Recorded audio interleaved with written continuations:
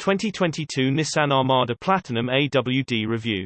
The landscape of large body on-frame SUVs has only a handful of players that vie for being the king of the hill and are now facing an uphill battle, with gas prices being the highest in history.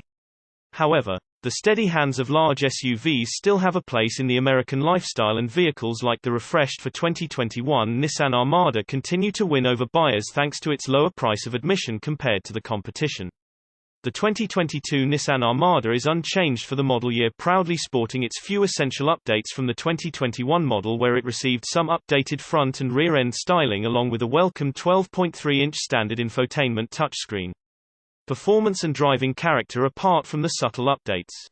The Armada remains to be a good value for a large body on-frame SUV with decent power from its aged but powerful 5.6-litre V8 engine, producing 400 horsepower and 413 pound-feet of torque.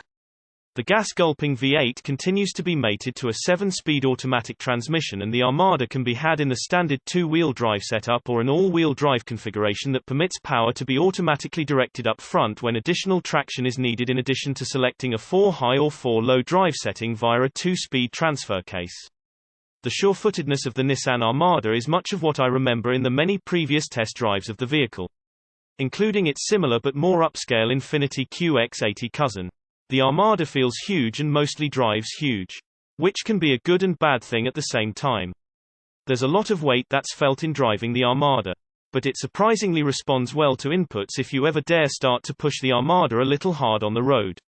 I would never go as far as to force the large 22-inch tires to start screaming, as the Armada doesn't inspire much lateral confidence but feels nicely planted with a smooth, well-dampened quality out on the highway.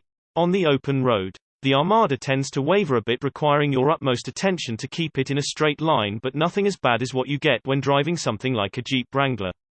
There's not much body jiggle to contend with, and the Armada has adequate power, enough to hit 60 miles per hour in about 6.3 seconds. Which is good for such a mammoth proportioned vehicle that tips the scale at 5.792 pounds. Fundamentally, there's no getting around to the Armada feeling big and driving big despite the healthy power. Speaking of pounds, the Armada prides itself on being able to tow up to 8.500 pounds. The proven drivetrain of the Armada is also a welcome trait for reliability, but tends to keep such a vehicle from being as advanced as some of its competition. Reposted from source automotiveaddicts.com.